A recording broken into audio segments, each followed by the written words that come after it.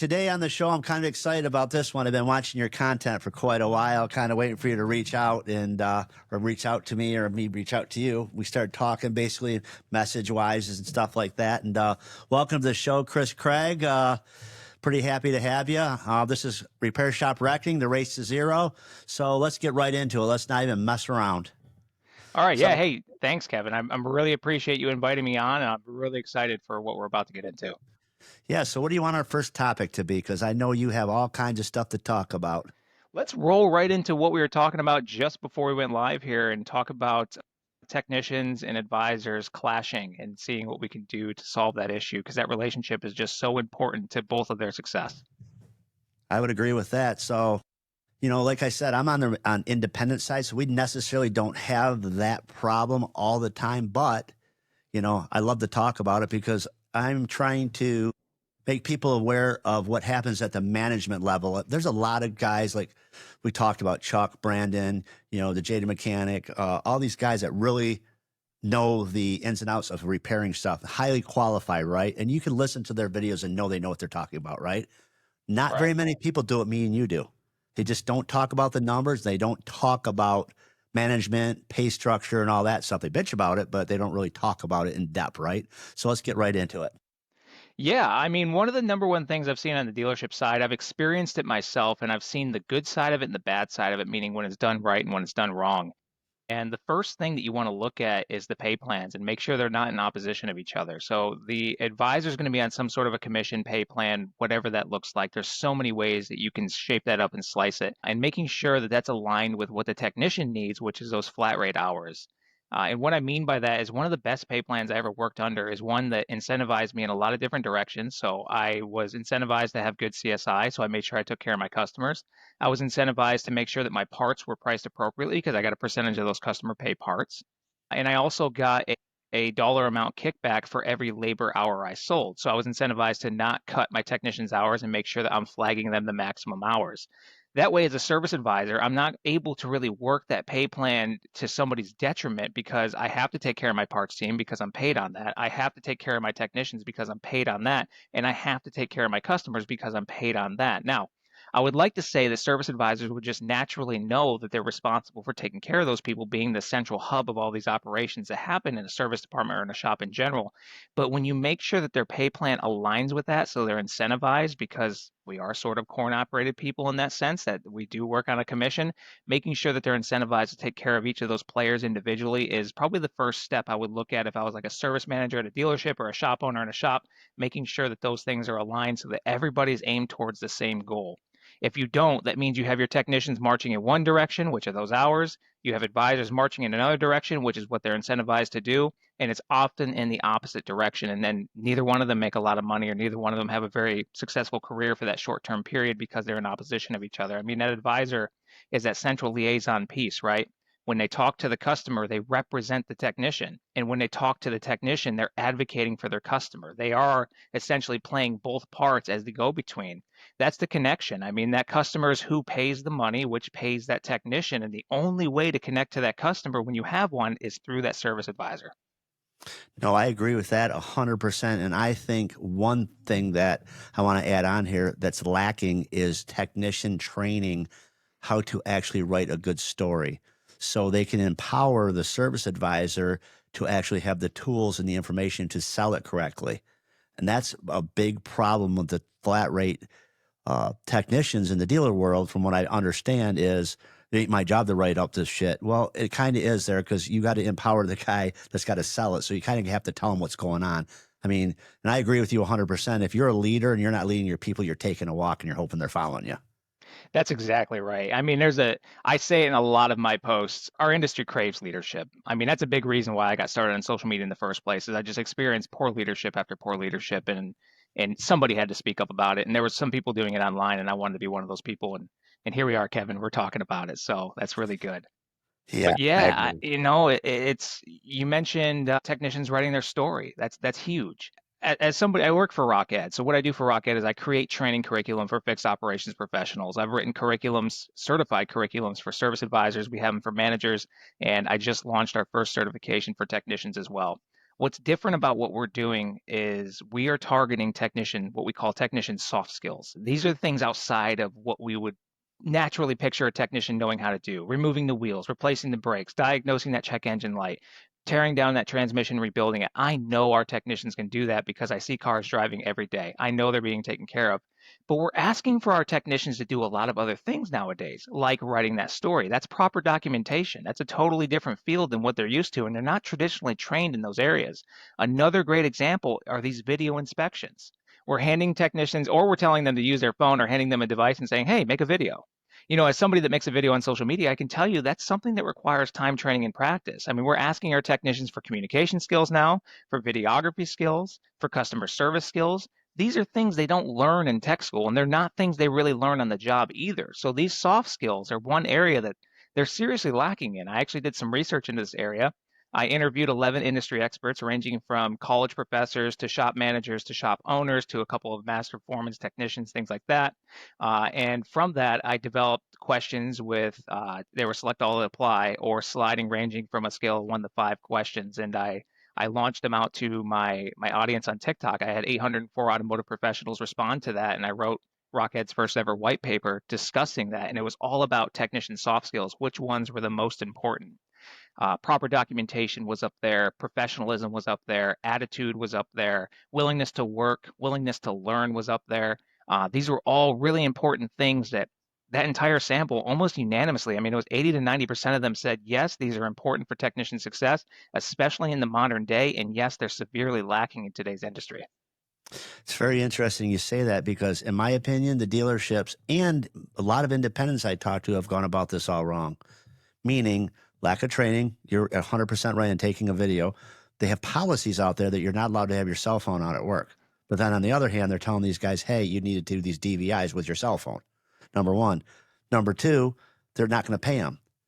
Go ahead and make me more money by doing these digital inspections, but I'm not paying you anymore because you'll make more money if you do these inspections. That's not really the way to get people to do stuff.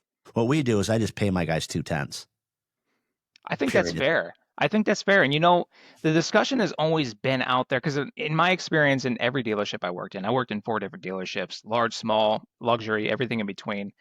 We never compensated technicians on their multi-point inspections because it was complimentary to the customer. So we didn't want to flag, not me personally, but the shops, they didn't want to flag that time for the technician. It was just something they had to do, flat rate or not.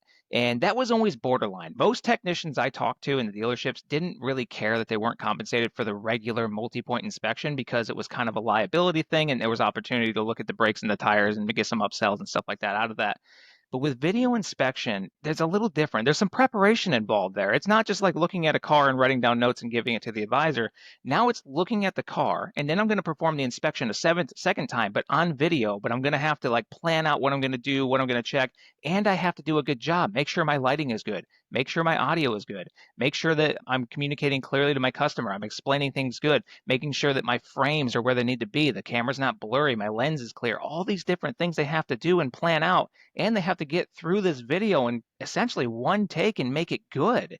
It's hard, Kevin, to get somebody to watch an entire video, right? If you look at my social media analytics, this is a lot of people's case. Only a small percentage of people finish the video. Most people watch 10 to 15 seconds of it, like, leave a comment, or scroll on, and that's it. They don't ever finish the video. So we're asking technicians to do what a lot of content creators, successful content creators, struggle to do every day. No, I agree with that 100%. And, there's older folks in our business that aren't so savvy. They can't even send a text message. And these guys have an older phone or a flip phone, even some guys, and they're expected to pull out their phone. Or there's been a couple of cases that I've heard around us where the management said, hey, they're telling the tech, you need to go buy a new phone. Yeah, I mean, that's, I don't even know how to respond to that. It's already an uphill battle to ask people to utilize their phone in such a way, right? To record videos and do things and work related. It's borderline for someone like me. Now, I'm a very young millennial. If I was born 4 years later, I'd be Gen Z. So I'm rather tech savvy in these areas. And working in a dealership or in a shop or in my current capacity, I use my personal devices all the time. I use the text with people. I used it when we had software on there so I communicate with my customers, and I never personally had a problem with it. But I can understand why technicians would, especially if there's policies where they're not supposed to have them out while they're at work. I can see why there'd be an adoption rate issue for a number of things, right?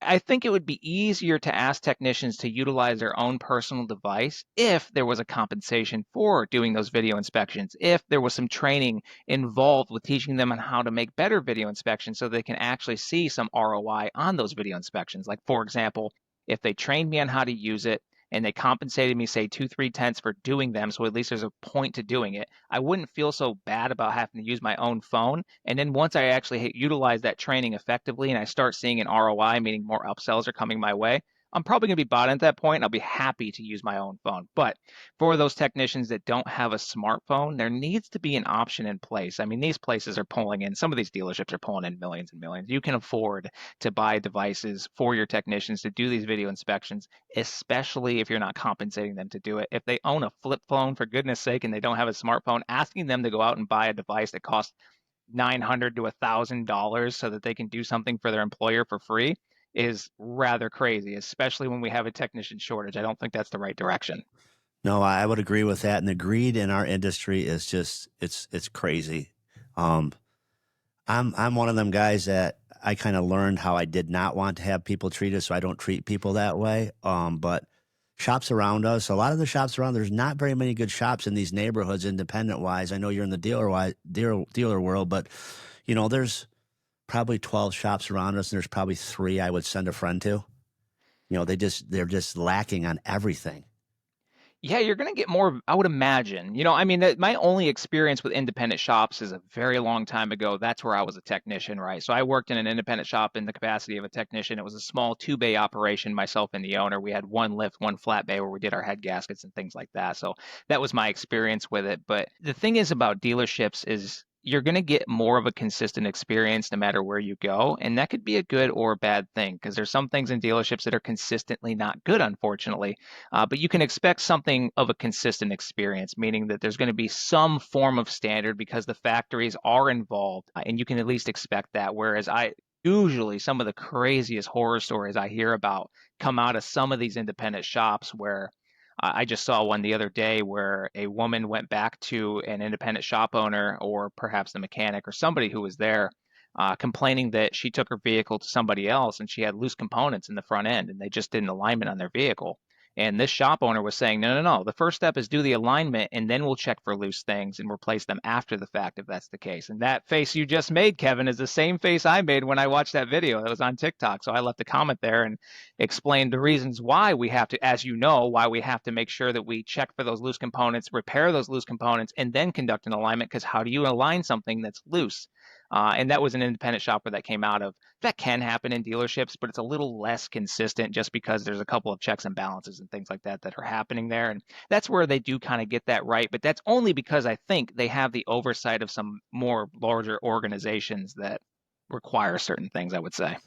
No, I would agree. And I don't think it's 100% the dealership's faults on the greed and the watching the numbers and stuff because the manufacturers keep clipping these poor guys and clipping them and clipping them and clipping them. Don't want to pay diag, don't want to do this. I mean, at what point does a dealership have to look and say, hey, we can't do this. My guys aren't going to work for free. Like a lot of the dealerships here in Michigan now, they're paying regular book time for warranty and they're paying diag out of their pockets for the techs to keep techs.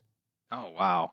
Yeah, I've heard a couple of these things. So I'm not too up on this information, but I do understand that there's certain legislation in certain states that are starting to require manufacturers to have to pay customer pay rates for warranty jobs. As you may know, if you do, say, an alternator replacement on a vehicle in a dealership under customer pay, it might pay 2 hours.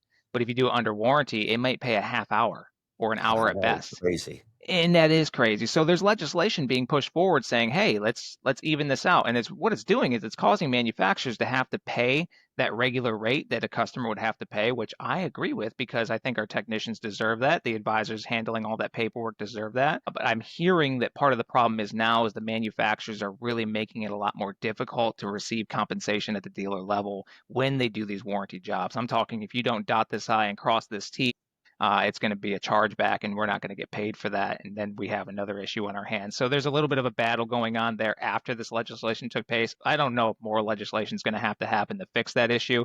But at the end of the day, it's not, in my opinion, not the dealership that loses. It's the technician or the advisor, those people that are end up paying these things out of pocket. That's unfortunately what really happens is, oh, we got to back flag this. I'll get you on the next one. Or the advisor just takes a hit because we got to internal this ticket and they don't get paid off of internals or whatever that looks like. And they share the pain. Sure, the dealership lost money as well, but they definitely share it with the employees to some degree. And in my experience, across a lot of different locations. Which is kind of crazy, you know. And okay, so I'll just go into something.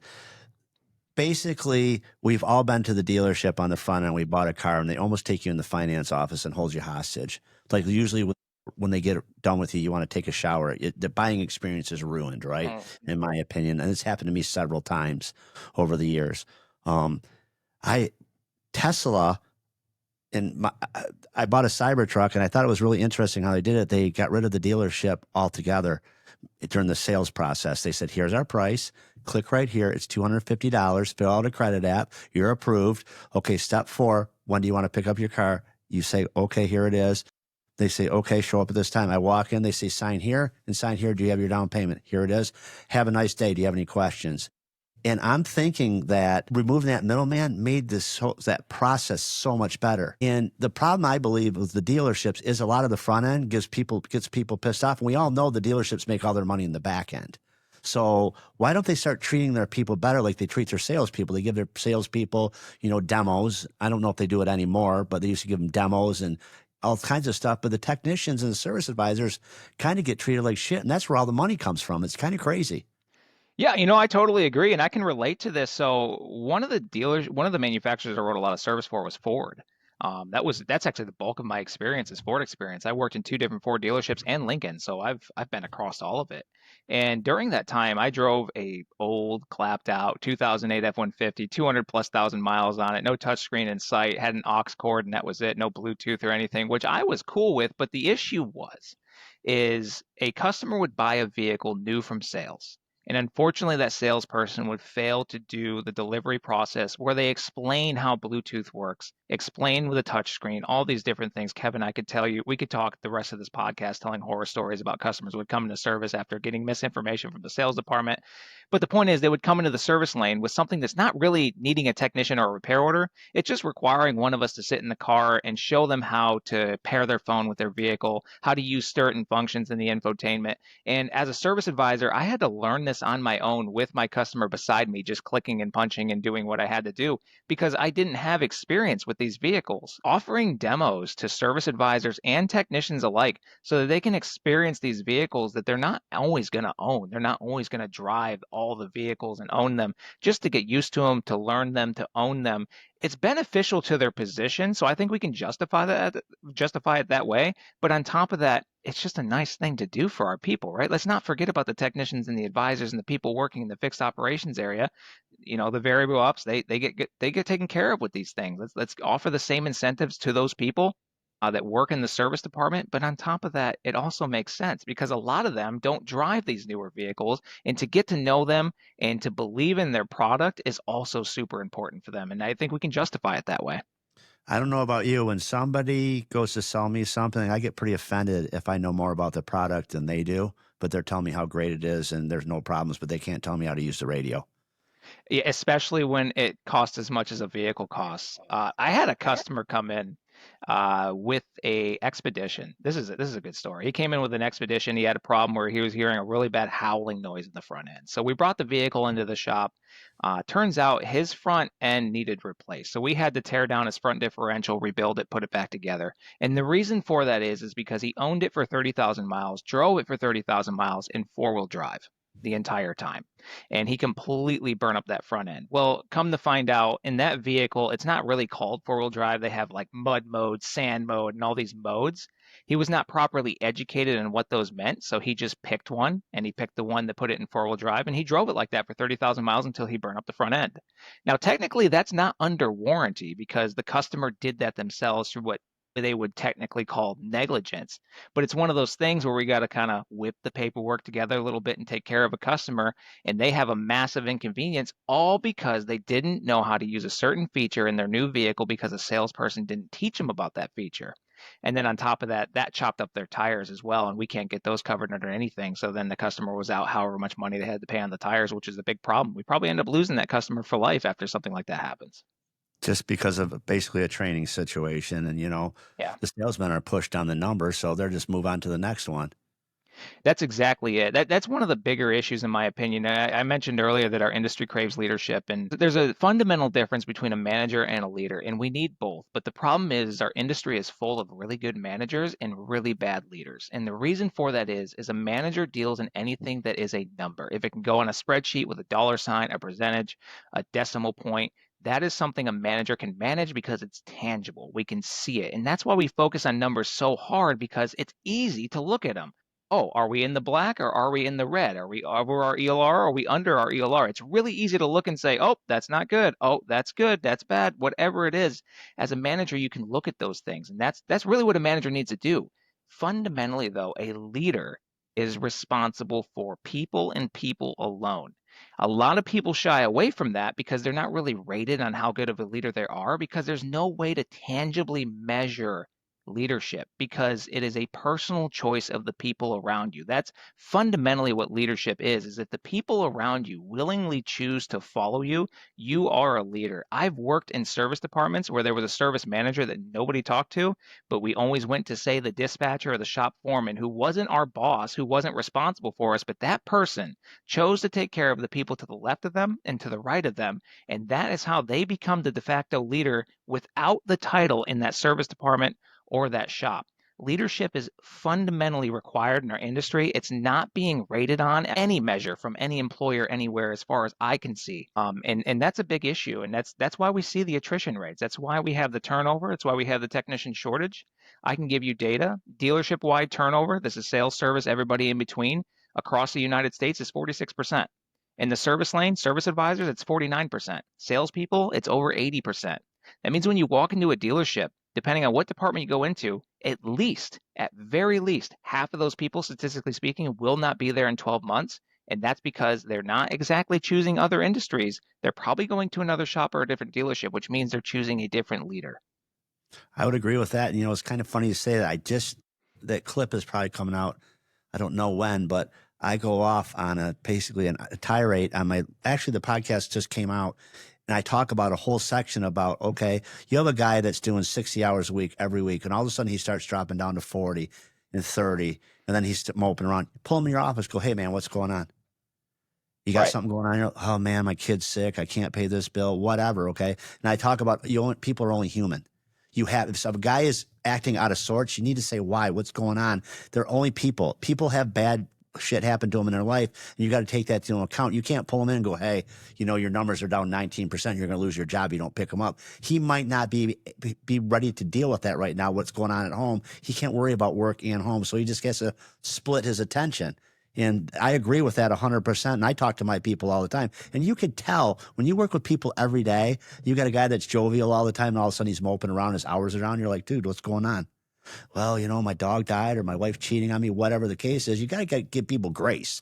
It's not all about dollars and cents. And unfortunately, a lot of managers don't care about that. The leaders do. And they probably argue with the managers, right? Because you go to a manager's meeting, they're like, your numbers are off 3%. I don't give a shit how you get them up, get them up. They don't care that, so-and-so's grandma just died and he's been gone for 4 days and, he's the leader of the team that keeps everybody together. They don't care about that. That's unfortunate, but you're 100% right. That's what's going on right now. That's not getting any better. Yeah, I mean you hit the nail on the head, Kevin. I mean that's the issue, right? If I approach people, people themselves, technicians, advisors, whoever, people, if I approach them as a manager in these certain areas, and all I talk about is their numbers and you have to get it up, I don't care what's going on, just fix it. people they end up starting to feel like one of those numbers because you're trying to jam them onto that spreadsheet. And when people feel like a number, they just look at numbers themselves. So they look at how much they're making, how much anybody else is making in a different shop, and they start making decisions based on that. They're just going to look for whoever's going to try to get a pay raise. I mean, that's how people in the automotive industry sometimes get a pay raise, right? They'll get an interview at a different shop, especially a technician, because how easy is it to get an interview? They'll go get an interview, get an offer because they need people, and it's going to be a couple dollars more. They're going to go back to their manager and say, "Hey, I got this offer," and then it's going to be a little bit of a bidding war between the two, and that's how they get a pay raise. And if you want your technicians to focus on those numbers, treat them like a number, and they will. And that's, I think all technicians should be paid more, but I don't think that we should start bidding wars to try and get them paid more. I think we should just take care of them.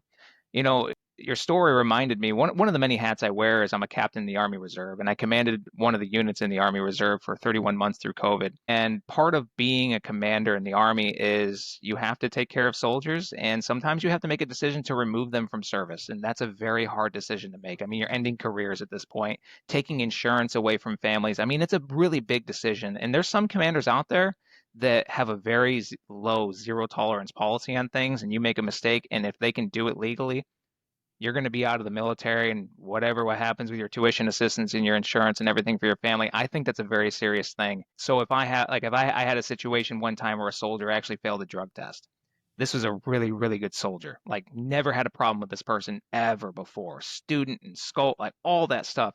Pulled him aside, figured out what was going on. There was something going on in the personal life. I said, okay, listen, I understand. It can't happen again. 6-month probationary period. You get through this and you'll be squeaky clean. And that person did. And they're one of the more productive persons in that unit, at least up until I left. And I mean, all it took was having that human conversation between the two. If I was managing, this person's hurting my numbers and getting me in trouble by my boss, they got to go.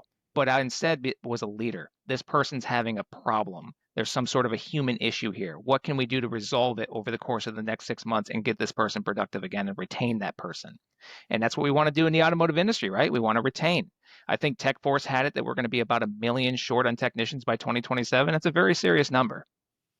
Yeah, it's a big problem. And, one thing that I know from what the research I've been doing and actually in the field live training with these shop owners, the independent guys, they don't know their numbers. So if they don't know their numbers, they're not charging enough. If they're not charging enough, they're not making any money. So they're not paying their technicians. And that's another big thing, no benefits, stuff like that. And I don't ever want to, you'll never hear me say I'm going to try to change the industry. I'm just going to do my part to educate people, right? But a lot of these shop owners need to, in the independent world, need to start charging and training people and paying their technicians above scale to keep them, to make them happy so they can actually afford to do stuff, turn hours and da. Because if it starts up at the top where you're making money, that can trickle down. Don't make the money and then short everybody like a lot of these guys do. I pay all my guys over scale. You've heard me say that. I don't have to worry about anybody poaching my guys. Number one, out of loyalty, none of my guys would leave me for more money. I know that for a fact. I could arrogantly say that. They're all treated very well. They just wouldn't. Or most people can't afford them. I've had instances where guys come and go, "Hey, I want to get offered." They'll offer one of my guys a job. They're like, "Yeah, you're way, way low." And that guy thought it was a huge number. Yeah. It's very interesting that the guys at the top, like you say, the fix ops guys and stuff. I mean, some of these general managers of these dealerships, they make bank, at the top, but they do a good job. And I don't ever hold it against some CEO that makes $80 million. Only thing that I wish is I could make $80 million, right? As that CEO. Obviously, he's talented. But, I think pizza parties are tacky. You see Yeah. all the memes, "Hey, guys, we had a record month last month. We got some pizza. You guys could have 2 slices and you could have 2 cups of Coke." It's tacky, don't you think? I mean, or gift cards or anything like that. If you're going to do something, know your people and walk out and give them a gift card or, you know what I mean? Like, they don't do that anymore. It's kind of crazy.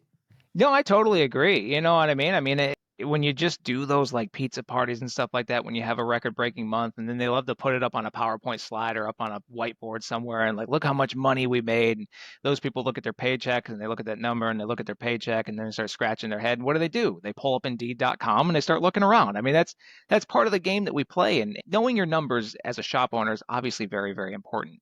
What I notice sometimes are service advisors at that level in dealerships, they don't know their numbers. And what I mean by that, they don't know what effective labor it is. They don't really understand gross profit. They don't really understand hours per RO. They don't understand average repair order, all this different stuff.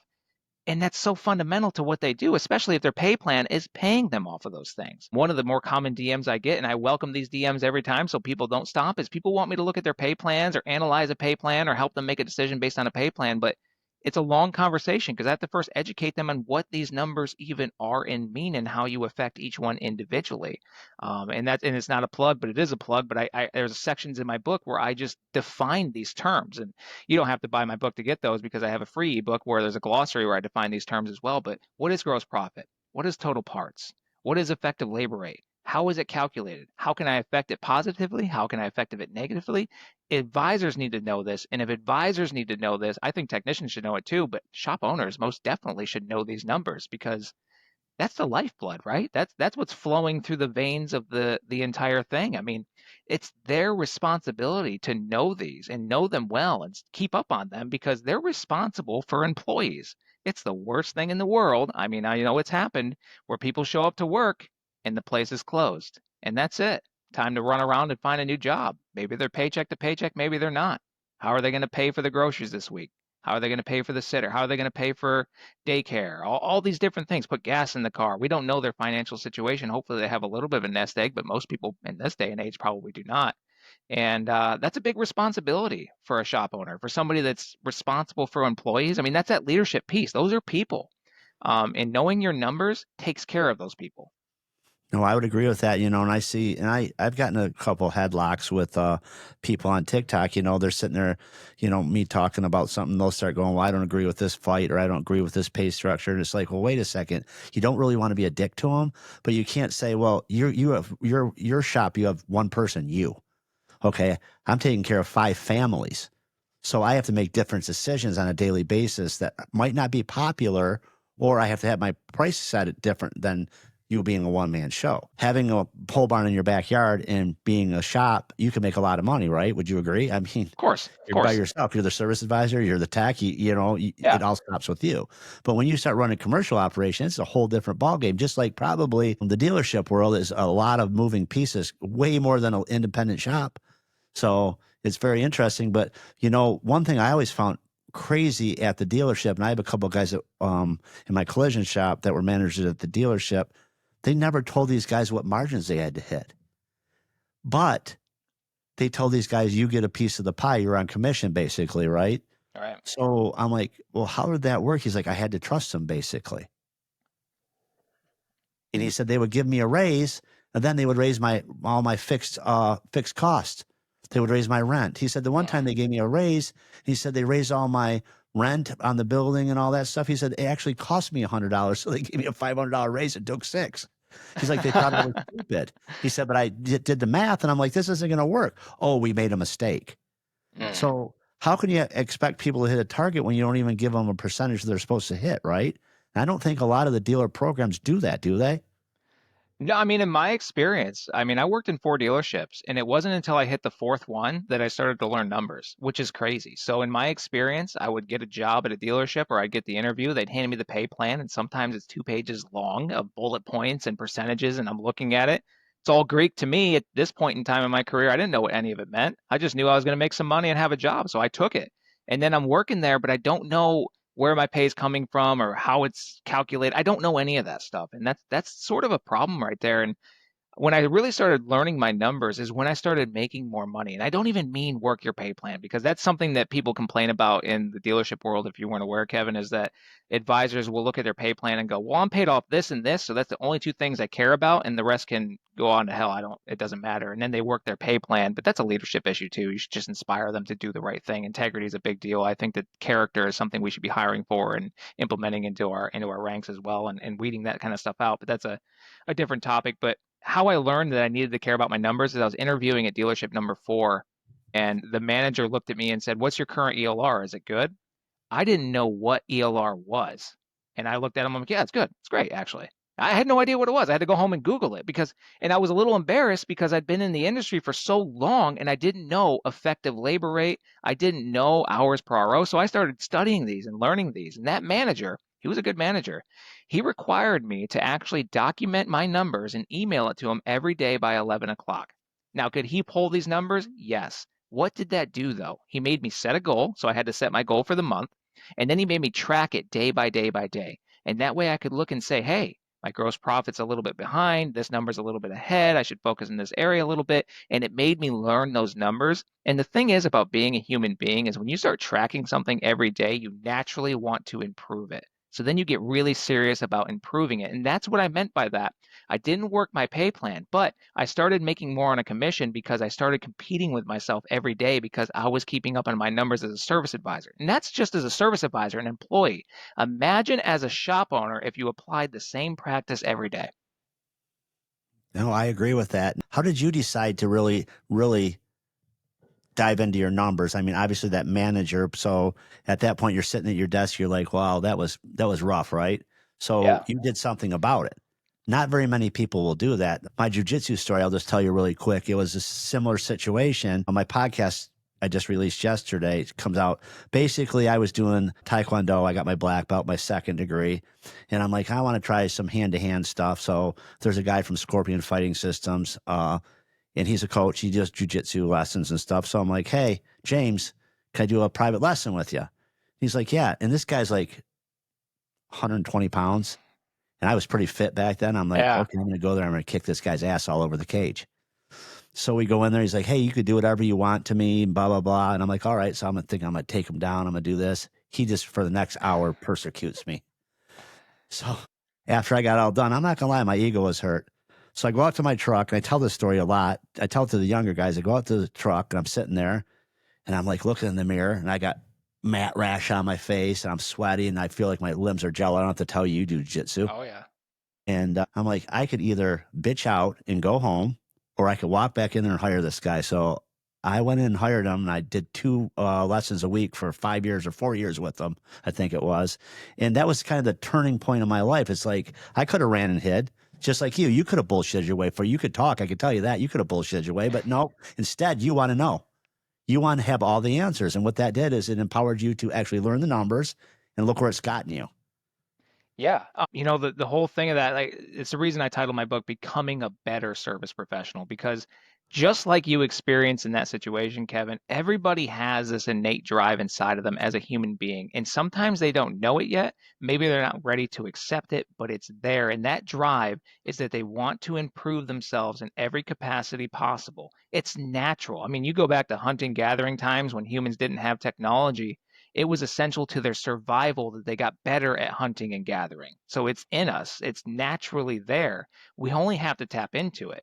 But of course, our mind, our conscience comes into play. So we have to make that conscious decision. And it's really rooted in discipline. And discipline, as far as I'm concerned, can really be defined by doing something you don't want to do, but doing it like you love it. No, I would agree. And you know what I do with the people I start consulting, the very first thing to do to try to get their shop management program set up, because a lot of them have archaic programs. We've built a spreadsheet. I'm like, you need to put your labor in, pick your guy. So your loaded cost goes in there. And here's your percentage, and then do your parts lines, and then your percentage. And then here at the bottom is what you should make in job. These are your targets. And these guys are doing it for a week or two, and they're like, oh my God, my bank account's like filling up. Because I would ask them, I'm like, how do you know your numbers? Well, I just kind of do what feels good. You feel what? Don't what? They literally tell me, I just think this is what it should cost. They have no metrics. Now that they have metrics, they're like, wow, this is insane. I could pay my payroll. I'm like, it's kind of cool, isn't it? You Yeah, know, I mean that's what is it? It's just I come in and I turn on the switch and the lights come on and I feel pretty good about that. So I figure I'm still in business. I mean, you have to know those things, right? You have to know those numbers. And what one of the things I did in the past is I was a managing partner of a security company. And part of what I had to do was hire people for the right wage and then coordinate with whatever contractor we're working with and figure out my overhead expenses and everything and figure out what I can pay people and then making sure I can get paid out of that because I was pure profit. I was a managing partner, so that was the only pay I got out of it. And if I got into a situation where we bidded something too low and then I mismanaged and I had guys on overtime, I paid in because we lost money and somebody had to cover that cost and it would be the guy running it and that was me. And that was one of those lesson learning moments. Very early on, though, it's interesting. When I was still in college at the Pennsylvania College of Technology, the professor that runs that course there, one of the things he's done before is similar to what you do, Kevin, but I believe he did it for independent shops and probably dealerships as well. He would go in and help people fix their numbers. And he actually had three legitimate, I mean, we didn't know the names of the shops or anything, but he put numbers on a spreadsheet and sent it to us. in his class. And it was one of our senior projects, one of our finals, actually. I mean, this was like a pass or fail thing. He said, here is this dealership, here is their numbers, fix it. And we had to play with the numbers on the spreadsheet until this thing was profitable. And we would come back week after week and show him what we did, and he would tell us and give us some coaching and what directions we should go in. And it was funny. The very first thing that we all did, the entire class, is we didn't do anything but try to cut expenses to increase our labor or to increase our profits. And I think that's naturally what a lot of people look at is cutting expenses. And I know this actually because one of the dealerships I worked in, you'll think this is hilarious or mortifying. I don't know which. They tried to cut expenses to the point of where they stopped providing toilet paper for the technicians' restrooms, which was an interesting choice. And so the technicians started going home to use the restroom in protest, and then they started paying for toilet paper again. But dealership pulling in millions and millions, and we don't want to pay for toilet paper because we're trying to cut expenses and increase our margins. So the lesson is cutting expenses is important sometimes if you're spending too much on something, but it's not really the answer. The answer is how can I increase my income? It's very interesting you say that because a lot of the guys I talk to, the very first thing they say is, I don't keep stock. I try to keep my overhead low. And I'm like, that's great. And they're like, and I do this number. I go, that's great that you do $2 million, we'll say in sales, but what do you keep out of that $2 million? That's the answer we're looking for. And they don't even know. And then they say, well, I'll just ask my accountant. Well, if you trust your accountant, you have a whole nother set of problems. So it's very interesting you say that knowing your numbers is key. I mean, the numbers don't lie. I always love that statement. The numbers do not lie if you have good numbers, right? If it's garbage in, it's going to be garbage out, right? But good numbers, your numbers do not lie. And a lot of guys just don't want to accept that fact. They're really good technicians. They're not really good businessmen. And that's just Yeah. the way it is. And I think that there's something to that, some education for technicians to understand these numbers as well. I mean, it makes sense for a service advisor because they're paid off that commission, but I think it'd be helpful for technicians to really manage and set their expectations for what they're actually worth. If you ask a technician what they should be making, I get all kinds of crazy numbers. I've had some people say that every technician in every shop everywhere should make $250,000 a year, which not always a realistic number. If you have 40 technicians, you're only pulling in 4 million every year. I mean, you can't afford to pay them that kind of a thing. So there's something to educating technicians for that. And one of the arguments I see on social media that really sparks this for me is a lot of technicians out there, especially in the TikTok space, really truly believe, and I'm not saying it's yes or no, I don't know, but they really believe that whatever the door rate is, they're worth half of that. So if we charge $200 an hour, they should be getting $100 an hour. They charge $300 an hour, they should be getting 150. Whatever it is, it's 50%. And that could be good, that could be bad, that might work, it might not. Depends on your demographics, depends on the shop, overhead expenses, all those different things.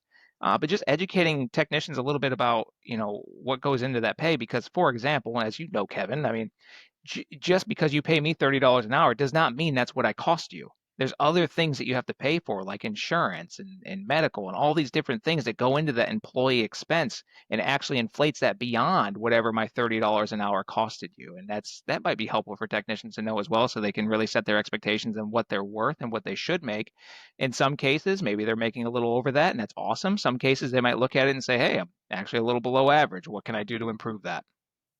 No, you're right. And the rule of thumb was for a long time anywhere from 23 to 26%. It's more like 32% on top of their wage right now.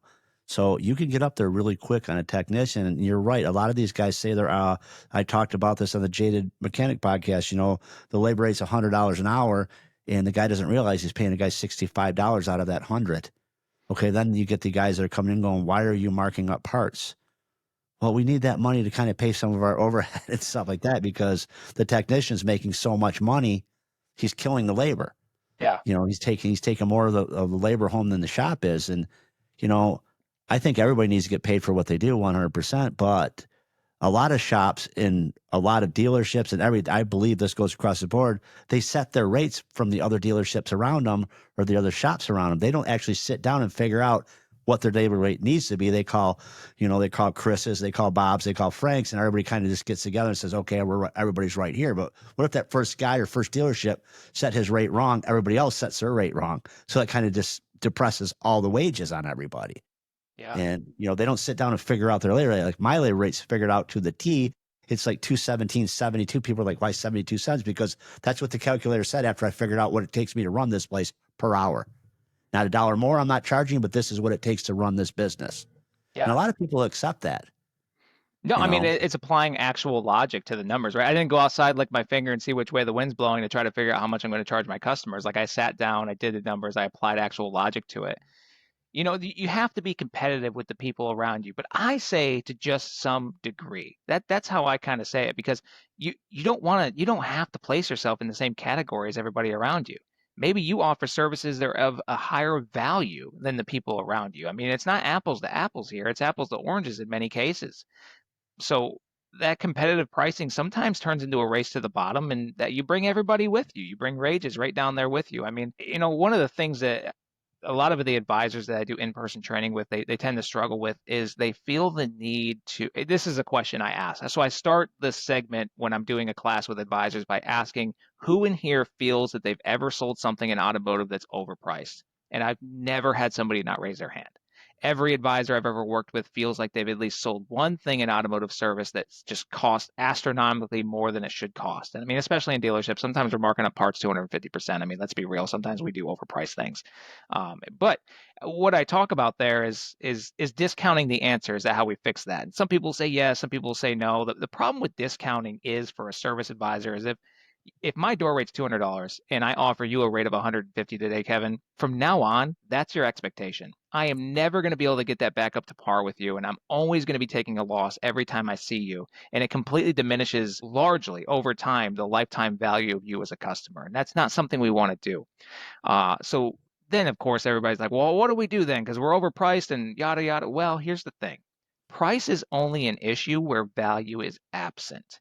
When you present a customer with a repair option for their vehicle or a maintenance option for their vehicle, they have three fundamental options. And this is a fact, and nobody has ever been able to tell me differently. I ask all the students in my classes, I even put it on social media. Nobody's been able to disprove this logic. When a customer has a decision to make, meaning they have to repair their vehicle or maintain it, they have three options. They can choose to do it with you, they can choose to do it with somebody else, or they can trade that vehicle in. Those are the options. And the reason is because nobody's changing their lifestyle over this decision, meaning they're not going to take the bus or Uber or Lyft for the rest of their life. They're going to find a solution. That's their freedom. That's why it's such an emotional event when a customer drops a vehicle off for potentially overnight or an extended period of time because all of a sudden, something that we don't know what we have until it's gone, our literal freedom, how we get the groceries, kids to school, all that stuff, how we just get our life moving is gone. It's essentially our freedom. Right now, my Jeep Gladiator is sitting in a driveway. I can hop in it. It's got a full tank. I can go anywhere I want in this moment. I won't because I'm on this podcast, but I could. But you know, if it's not there because it's at the shop, now I walk outside and there's nothing and I don't really have the freedom to go where I want to when I want to. I'm really at the bidding of friends, family, Uber, Lyft, finances, all these different things, and that makes it a very emotional event. I say all that to say customers want that vehicle taken care of. They don't want to go through the hassle of going to get a quote from another shop. So they want to work with you. So if they're saying no to you, it's not always, I would say not even often, objecting to the price. I think they're objecting to you because it's more of a personal decision. They can fix it with you, fix it with somebody else, or trade the vehicle in. So when they choose to fix it with you, any shop can put that water pump in that car. Any shop can do the coolant service in that car. They're choosing you for a reason. And that reason is you presented them with value the entire time they were working with you. I would agree. And sales people underestimate service advisors' jobs. Let's just be completely honest with it. It's a tough job. It's the hardest job, if you ask me, in the shop, independent world or the dealer world, because of emotions. Right? Yeah. Number one. Number two. Not everybody's a salesman. So you've been there, and then you put it on top of these guys at the dealership are overwhelmed and stuff like that. They don't communicate. The customer's waiting for an answer on their car. They leave a message, no callback. They leave another message, no callback. Then they get a text, which is an automated text from the system, and that just pisses the customer off, right? I'm being ignored. And I think one of the worst things personally that service advisors were able to do is text people. I think that you do so much better in sales picking up the phone and say, hey, Chris, your brakes are grinding. You got 10%, on one side and the other side, 0. You need brakes. And this is why I'm going to send you some pictures. Look at the estimate. If you have any problems, give me a call back. That's how we do it. We send the estimate, give them a few minutes. If they don't call, we call them and say, hey, any questions? A lot of this shit just gets sent off and people don't even know what they're looking at. And the guy didn't even call them back in 2 days. That's a real problem right now. Communication is horrible. So what we try to do is call everybody the first thing in the morning on the list and Yeah. tell them what's going on. That way, when we get intake coming on, everything's crazy in the morning, then people aren't calling. Yeah. They already know what's going on. I'll tell you the first five-figure month I ever had in automotive, meaning my commission was just insane this month. I mean, and it was well into the five figure. I was doing really good. I was in a good mood this month. I actually implemented, so I'll say texting is good, but I would never text an estimate and just set it and forget it. So what I coach, because it's what worked for me, is similar to you. You like to call your customers in the morning. I always coach. So when we check in a customer, let's ask them, do you want me to text you or call you? What's your preferred method of communication? Most people nowadays are going to say text. And I get that, but I don't want to set it and forget it with an estimate. So what I would say is I will text you updates, but once I have something significant like a diagnostic to talk about in an estimate, it's going to be a phone call and I'll give you a call at that time if that's okay, and they'll always agree to that. So what I would do and what I coach to do is to text all of your customers in the morning and afternoon, even if you don't have an update. It can be, hey, Mr. and Mrs. Customer, still have your vehicle, nothing back from the shop. I'll let you know as soon as that changes. Otherwise, look for another text from me around 2 o'clock. What that does is it tells the customer, okay, there's no reason to call the dealership, no reason to call the shop. If they're calling you, you already lost. So you want to avoid that. So it's just like the saying goes, no news is better than no news is how it goes, because it is bad news. I'm not telling you anything positive here. We haven't touched your vehicle, and that's unfortunate. But at least you know that now and you're not going to try and call me. So that's how I like to leverage text messages. But when it's time to talk about an estimate, and I don't care if it's a light bulb, we need to call that customer. We need to get them on the phone, ask them if it's a good time, walk them through what they paid for, because that diagnostic, in my opinion, should be costing them some money.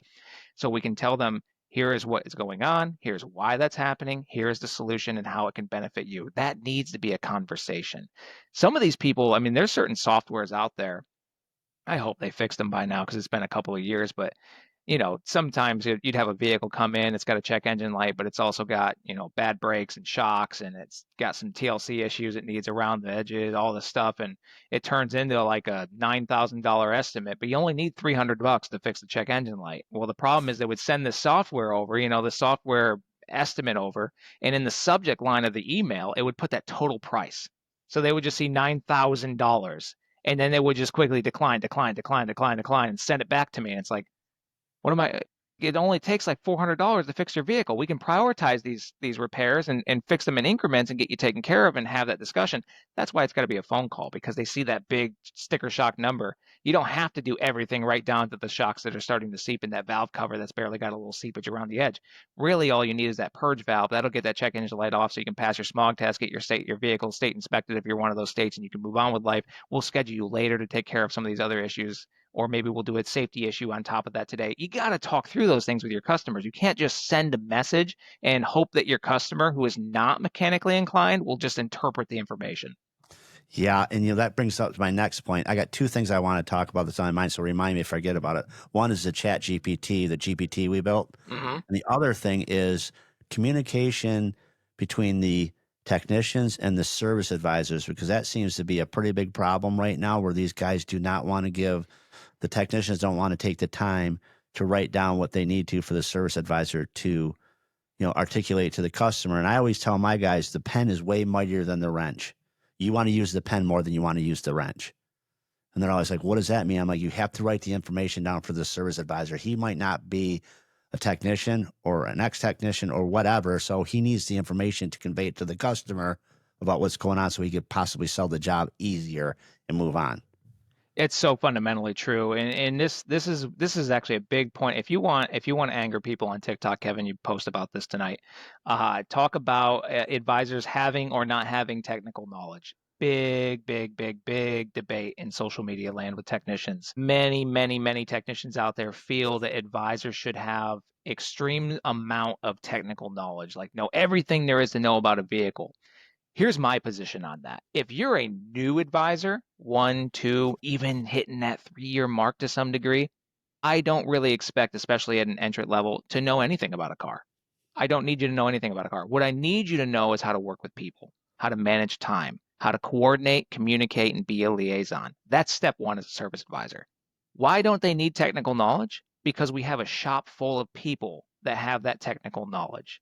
On every single repair order, every time we have a repair or an estimate or something, there's two sales that occur. And it's the first sale is not with the customer. The first sale happens between the advisor and the technician. The technician essentially, the way I would say it, sells it to the advisor. which means they deliver that information in a way that loads the lips of that advisor to effectively communicate it with that customer. Because the way it's communicated to that customer will heavily affect their decision to approve or decline that certain repair or estimate. So the way if we just say, it needs spark plugs, okay, why? What is that causing? What, like any of that? It needs spark plugs, $900. Like that's not enough information. That customer's been waiting for this for a long time. They paid X amount of dollars for this diagnostic. They want more than that. If you give them more than that, what you do is you start to achieve the three elements that equal a satisfied customer: trust, respect, and the feeling of control. And I won't dive into those too deep because I'll derail us. But the point is that there's a sale that happens between the advisor and the technician. There's a sale that happens between the advisor and the customer, which means that communication has to happen, and it's advantageous for a technician to do that. And I put that on social media, and what happens is technicians rebuttal and say, I shouldn't have to teach my advisor how cars work. Well, here's the thing. If they knew how cars work to the level that you know how cars work, they'd be doing your job alongside you. But they're not. They're an advisor. They don't need to go to tech school to be one. It doesn't make any sense. We need more technicians than we need advisors. I would have that person with a wrench in their hand in the shop. The point is that they're not going to have that technical expertise that you're going to have. So you're not really educating them, because on top of that, those same technicians love to say, well, we don't even need them. Let's get rid of those advisors. Well, guess what? Now you're going Try to to be do their saying this. job. You're going to be saying the same thing to your customers that I'm asking you to say to your technicians that you're refusing to do. So no matter what, you have to communicate these things, and it is indeed part of your job. This sentiment where technicians just feel that the only thing they're responsible for doing is putting a wrench on a car and turning it is beyond me. Because even in the very earliest days when people were riding around in Model A and T's, you still had to communicate what you found on a vehicle to a customer to get them to purchase the repair from you. You have to communicate those things. You got to be able to verbalize it, but more importantly, you must be willing to verbalize it to that advisor, to that customer, to whoever it is. All right, I'm going to go ahead and piss them all off then, because one of my best service advisors I ever had was a girl named Sarah. Zero mechanical knowledge about anything, but a really nice, well-spoken, could write very well. If the technicians would bring something up to her and their write-up wasn't good, she'd be like, you need to rewrite this, or tell me what to say, because this is not going to work. If I call the guy and say it needs spark plugs, and you got spark plug spelled wrong, and there's a wrong sentence, let me fix this. And her close rate was like 98%. She would kill it. Okay. And if a customer said, hey, I don't understand what you're saying here, she'd say, hang on. She'd walk out to one of the techs. Hey, I got so-and-so on the phone, and he's pretty much ready to buy everything, but can you explain a couple things to him? My guys would be like, yeah, absolutely, and walk up there and do it, because she would sell for them. They're on flat rate, so she was okay with that. They were okay helping her, right? So they got along great. Now, we fixed the problem of writing our repairers with the GPT. So most people know about Chat GPT, but you could program different AI models for different things. They have plumbing, layout. I don't have to get into all that. But me and my son and my friend who's really into AI, he's in the website space and all that. He basically gave Lincoln, my 18-year-old son who started working for me, the basics on make it spell check everything, make it record everything. So all my techs literally put all this stuff in and say, hey, these are the codes I have. Look up the Ford, specs and blah, blah, blah for, say, spark plugs worn out or whatever. It's got a misfire code, and write it all out so a fifth grader can understand it. So our AI dumbs everything down so the customer can actually read it and understand it. That has increased our paper. We print stuff like crazy. Our repair orders are like 6 or 8 pages long now. But what we've done is we've built value into it. How do you, one of the things that I've noticed, we just got my wife's Yukon back from the dealer, and you look at the repair order, and there's like 4 lines, and you're like, I don't even know what these codes mean as a customer, right? And I own a repair shop. You get one of my repair orders, it's beautifully laid out. There's pictures and stuff like that, and it just it builds value into it. And it's fixed the illiteracy problem. Let's face it. A lot of mechanics are not going to win spelling bees, and I'm one of them, right? Run-on sentence, punctuation, grammar, you name it. You're 100% right. So we have fixed a big gap in our industry by using this AI to write this stuff out so the customer can understand it, the service advisor can understand what the mechanic's saying. So we've stopped that walking back and forth to the shop now, and we've actually sped up production. It's kind of crazy. And writing their estimates, think about it. A guy that really isn't very wordy as a technician, he's not going to sit there and write out what AI would in 10 seconds, it's going to take him 20 minutes, which is pretty interesting. So we fixed a lot of problems with that. It's a really ingenious way I mean, that's a big debate right now, especially in my space. How do we utilize AI in the correct ways? And Kevin, that's one of the correct ways right there. And I can give you a really good example from the dealership world. Technicians, we call it writing their story. That's what they have to do. And what they write is what shows up on the invoice. Now, there's two fundamental different, you'll get two different stories for the exact same job, depending on if it's warranty or customer pay. The reason is because warranty needs a very specific thing put on that invoice, and that is what gets that technician paid. So what they write there is what they get. There's certain things they can put on there and get an extra 5/10 every single time for like post repair test drive or something like that. But the problem is they do that on the warranty tickets, so they're very capable of it, but it takes a lot of their time. And that's a complaint I hear. I don't get paid to do this, and I got to sit here and type away. I'm a technician. I should be working on cars, and they spend a lot of extra time to do that, and they don't always get fairly compensated for those things from Makes sense. flat rates and stuff. So, but then they go over to the customer pay tickets, and then all of a sudden it's like a different human being. It's like three lines, they're misspelled, there's no punctuation, and it looks really bad.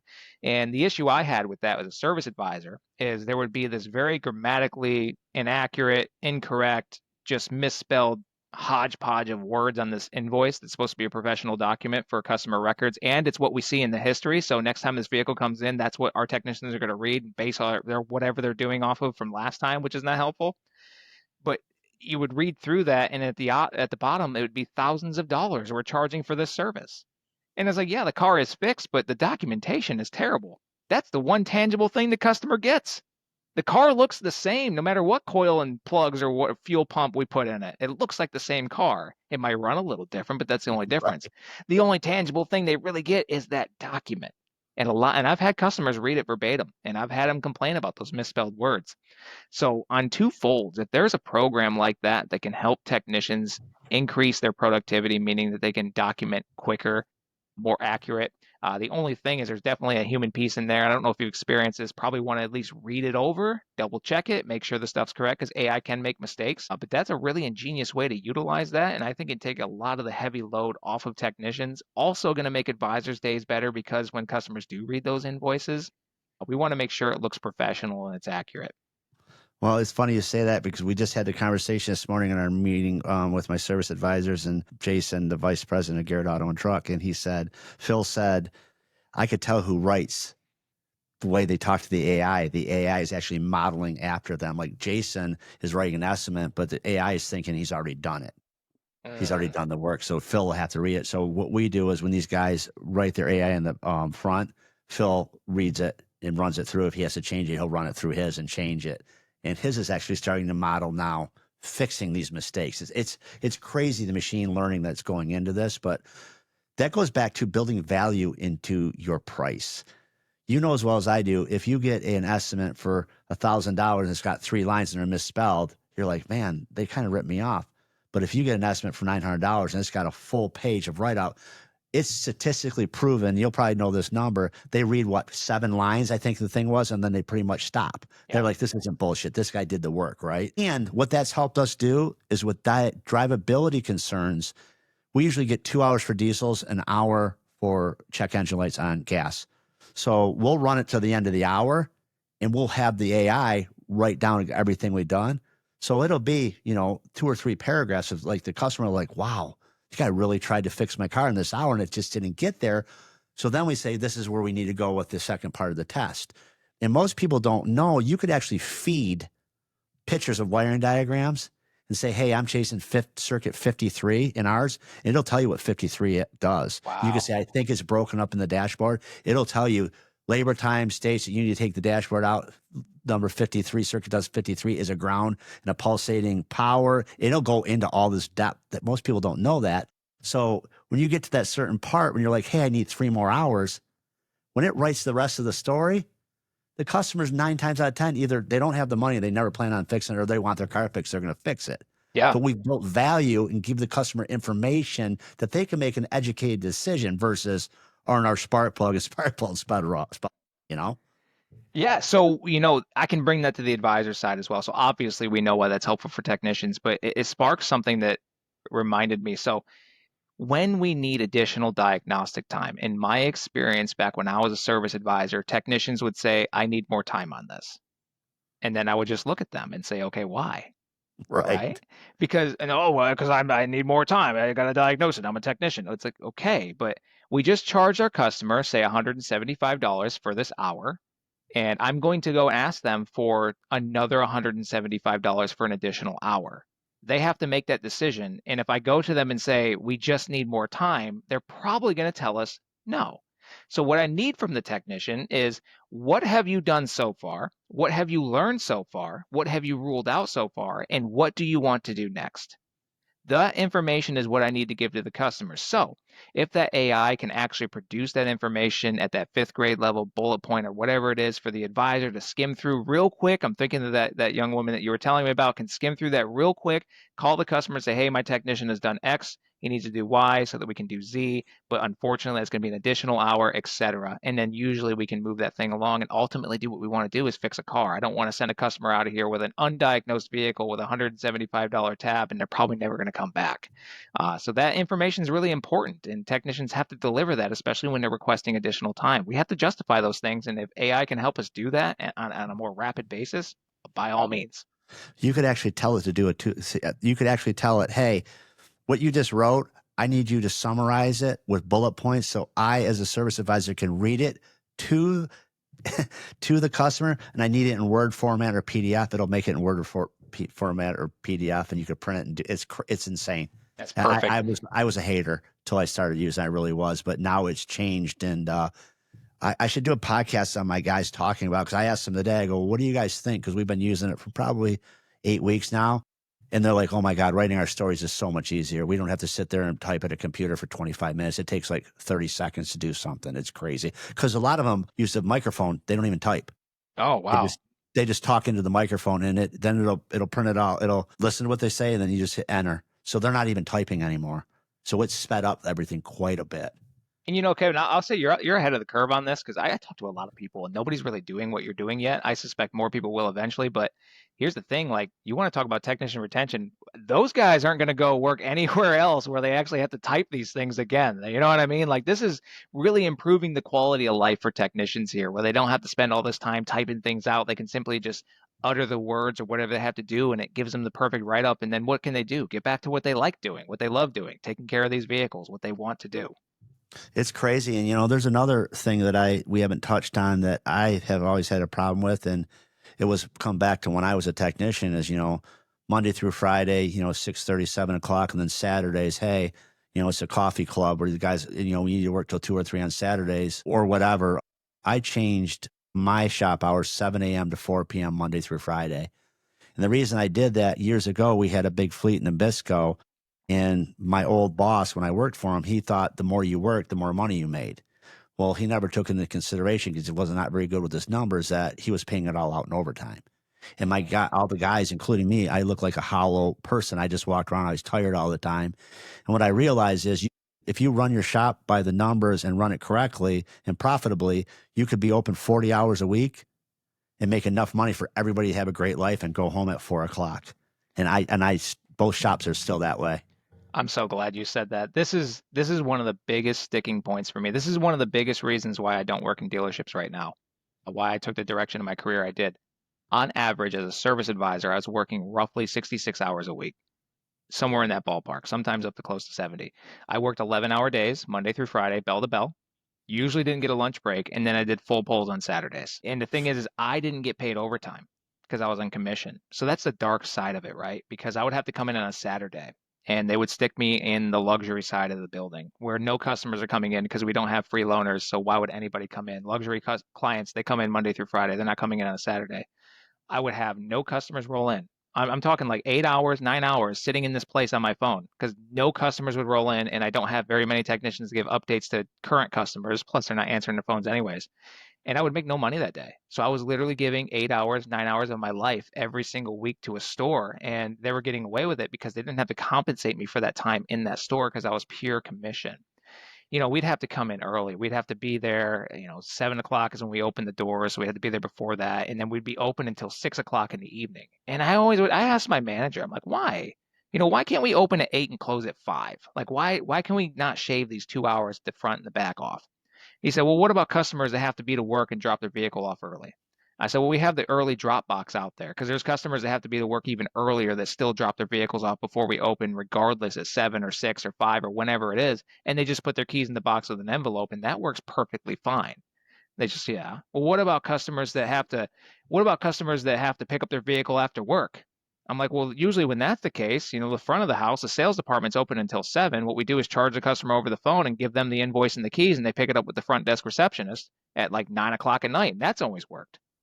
So really, we could do it. We could actually cut 2 hours off and improve the quality of life for everybody involved. Plus technicians, those in those dealerships, those are the hours they work. So they're keeping the service advisors there beyond when technicians are actually in the building, all because that one customer might be picking up at this one time, even though we have these methods and these procedures and these tools in place to make it so we can actually assist our customers beyond the working hours. So I always stand on that hill. I'm willing to die on that one particular hill because you want to talk about turnover and some issues, take people's lives away from them, force them in a building for 66 plus hours a week where they're just a zombie at home, falling asleep on the couch, barely seeing their kids and their family. I mean, my goodness, we wonder why we have an attrition rate. Well, and we listen to all the posts. I hate working at the dealership. I hate being a mechanic. I need to leave the career. And a lot of technicians are going to the world. That's where they're moving to because the money's better and the hours are better, right? Mm-hmm. And I agree. It's just like these people don't have a life and they're expected to put all these hours in. And money's not everything. And Steve Jobs said it the best. He said, there's one thing you can't buy is time. When the clock runs out, no matter how much money you made, the clock runs out. And he's a proved living fact. He's dead, right? He had all the money in the world, basically, and he still died. It's no different on Elon Musk getting sick right now. He could pay for the best doctors, but at the end of the day, if his ticket's punched, his ticket's punched. And that's what people need to realize. And that's what I realize. It's like these people need to have lives. They need to, work is yeah, obviously that's how you pay your bills. You treat them good, but they need to have a life outside of their job. And what it seems to me like, we're profitable enough, like say Labor Day or Memorial Day, we'll close the Friday before if we're having a good month. Oh, wow. And I do that and I pay the guys because I'm going to get way more out of them if they come back after 4 days fresh versus working them right up to the bell rings on Friday and then say, hey, be there 7 o'clock in the morning, Tuesday, you know what I mean, after you're tired. So I've done stuff like that. And what I realize is the money does not change that much. Anything can go on for a day. You can close for a day. Our customers are always like, man, you guys take like time off like bankers. Like, yeah, this is what we do. We don't live it.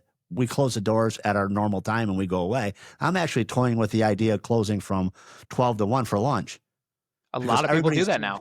yeah, because a lot of these people they're relentless. They always want to show up at noon. So, I want to talk, we got 15 minutes left. I want to talk about your book. So I Yeah. want you to do a deep dive, how you came out of the book and all that. And I want you to plug it. All you want is fine with me. Well, I appreciate that. I'm not the best salesman person in the world, but I'll do my Oh, no, very I know best. you can sell No, anything. I'm playing. I'm playing. No, so, you know, I never planned on social media. That was never in the cards for me. I never thought I'd be this person that has, across all platforms over 119,000 subscribers. I never thought I'd have the popularity I do in the automotive world. It's crazy. I'll show up at some shops sometimes when I go get tires in the Jeep or the Volkswagen or whatever. People are like, "Oh, hey, I recognize you. I know you there." Or people in my class like, "Hey, I follow you on social media," and it'll be like somebody in the Northeast or out west or wherever. It's a really cool experience. And it all started because I made a rant post. I had a bad situation happen where a technician told me he'd do something and then he didn't do it, and he didn't work on other cars either. He just scrolled on his phone and he completely ruined a customer relationship with me and cost me a lot of money on a ticket because I had to pay for that internal and all that stuff. So I made a little rant post about that, a little therapeutic thing, and it kind of took off. And so people started commenting. So I started complaining more and more because I had plenty of things to complain about as a service advisor. And then people started asking questions, and I started having the answers to those questions. And I was starting to help solve problems for people in other dealerships and other shops and problems that I was facing. And these are like solutions I would give my manager, but they just told me I had manageritis and I should just be quiet, be a service advisor, even though these problems are looking us in the face and we could solve them. But here nor there. So I got a voice on a platform. And And that kind of springboarded me into my current career where I have the opportunity to go around the country and meet all the great people of the automotive industry. I get to speak at different events like the WINS 2025 convention as a keynote speaker. I get to go to NADA and be a speaker there, conduct research into the technician shortage, create real curriculums to try to combat that, work with tech school students, all these different things. And it's all thanks to that platform, to those people that saw me, believed in me, and wanted to give me a voice and hit follow, gave me a like, did a comment. I mean, there's people. I've been doing this for like 5 years. There's people that have been there from the start that still religiously get in the comment section and discuss. And it's a beautiful community that we've built. And what I mean by that is there's very little toxicity on my page. Only when I go viral will a woodwork kind of come in, but they get rooted out rather quickly. And I don't have to answer all the questions now because sometimes there's a subscriber that hops in there and gives the answer before I even do a response to a comment or something. And that's beautiful because that's what our industry needs. We need more of that working together. So I say all that to say that's the reason I wrote my book. I wanted to give back to that community, to the people that gave me that platform. You know, I've got 2 degrees in the automotive industry, a lot of experience working with people in person training. I write curriculums. I wanted to put all that information I had into a resource. And to my surprise, when I finally got the final edit, I wasn't keeping track, but it's over 300 pages long. So it is a longer book, but it's broke down into chunks and sections. So there's 12 chapters, but there's bolded sections that are only a couple of pages long. So you can just digest it day by day, different topics all the way through. And it's just my way to give back. And I cover everything from the very basics. The very first couple of chapters, we cover what are service advisors, what are technicians, what's a service department, what is parts, all these different things. We talk about metrics, we talk about markup, we talk about all these fundamental things that we need to know how these key players work together. And then we dive into some deeper stuff like how to manage stress, how to manage time, how to be a leader, how to have the proper mindset, how to set up your day, how to succeed, how to learn your shop, understand shop capacity, all these different things. And I pull from stories in my military background. I pull from stories as a service advisor, as a technician, and I pull stories. I even wrote a little bit about jujitsu and sports and things like that. And I take those stories, I pull a fundamental lesson from them, and then I apply them to the automotive industry in a way that I call is truly back to basics. And that's really, really what it is. As somebody that's in the military, there's not really anything that's technically called advanced training. We like to use that term, but advanced training means that we're really good, almost perfect at most or all of the fundamentals. That's when you become advanced. And that's the whole intent of my book. And that's why it's called Becoming a Better Service Professional, is because it is these small sections in these chapters that you can take day by day where you can take a lesson or two every single day and you can apply it every single day as you work and grow to become better over time. It's an ongoing resource for you. It's everything that my background in the automotive industry, the hard lessons I've learned, and it's just my resource that I wanted to give back to the automotive community that put me on a platform and allowed me to do the best career I could have ever imagined that was totally unplanned. That's awesome. It's funny you say it. You basically, I'd never thought I'd be a social media guy either. And a similar thing happened to me. I put a post up of a kid that basically came out and said he's a front end tech. He wanted all this money. I hired him, blah, blah. He went to do an alignment. He messed it up. I told him, I'm not gonna coddle you. He cried, he quit. It went viral on Facebook.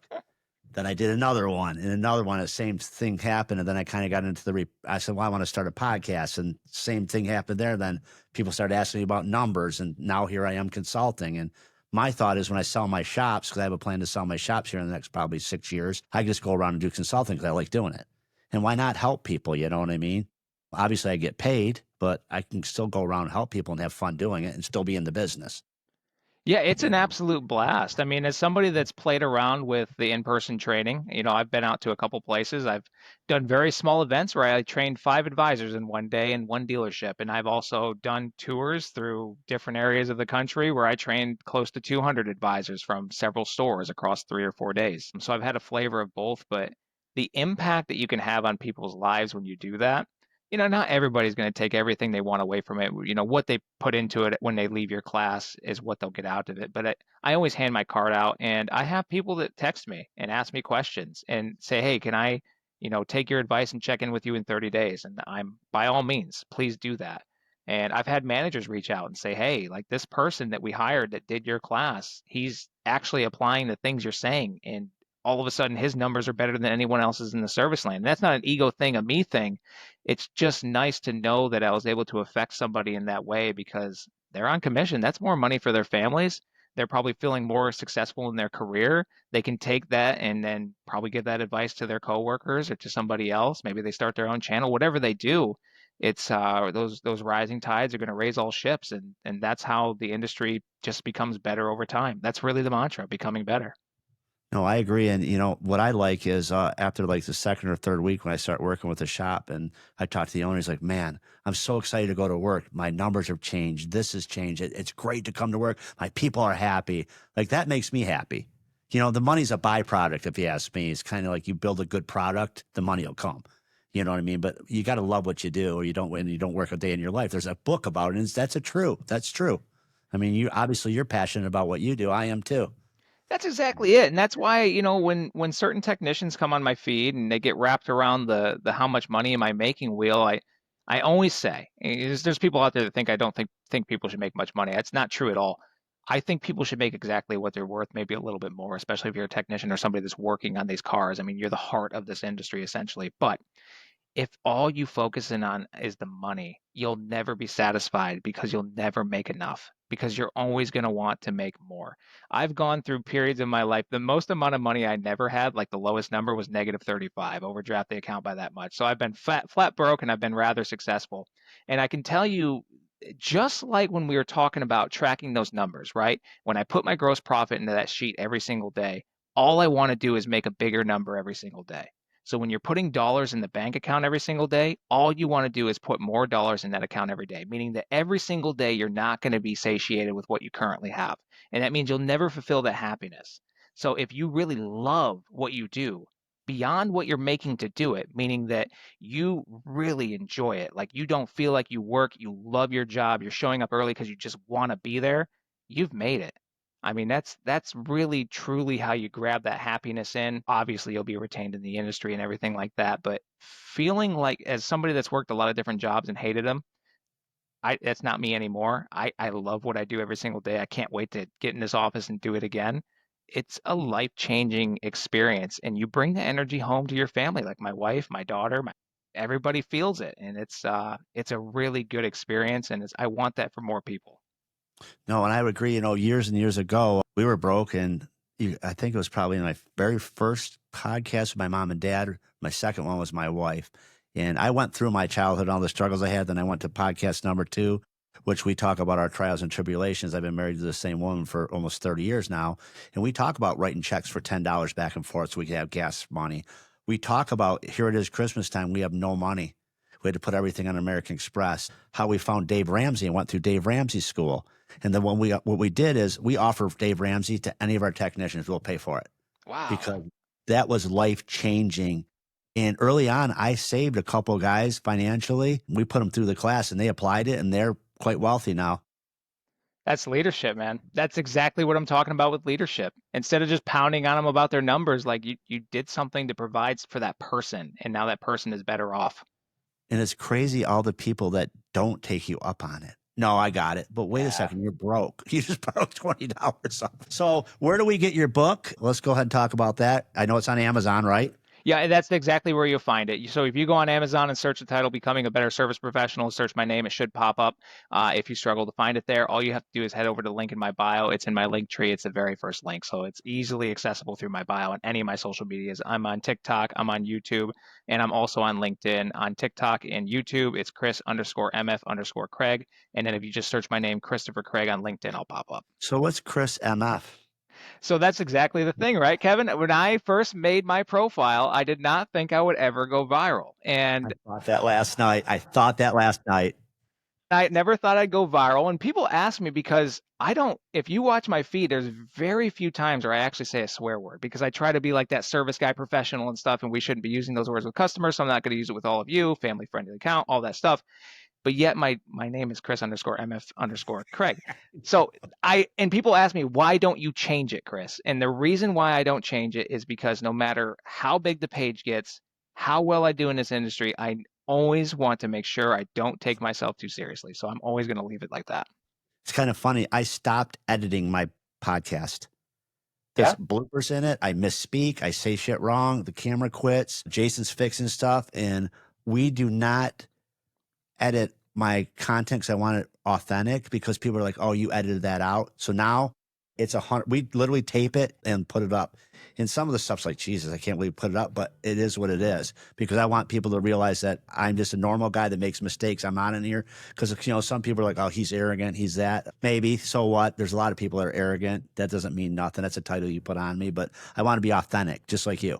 Yeah, and that's genuine, and that authenticity is what's going to drive the audience. They're going to connect to you better. You know what I mean? Like that's they're going to feel like they can relate to you more because Kevin, the successful shop owner, podcaster, social media influencer, all these different things, all these great things that you do, but you're also a guy that can make mistakes. So am I. So is everybody. Right. Right. Yeah. I really appreciate you coming on. And one more time, your book and where to get it, so we could put that up for another clip for you. Yeah, thank you so much. Becoming a Better Service Professional. It's available on Amazon. Just search the title. If you can't find it there, it's linked in my bio across all platforms: TikTok, YouTube, LinkedIn, Chris_MF_Craig. If it's LinkedIn, Christopher Craig. Awesome. And what we're going to do is we're going to send him the whole file. We'll send you the whole file. Yeah. We'll send you a Dropbox links. We go on these podcasts, we try to get the file and they don't send them to us. So Oh, I don't yeah. know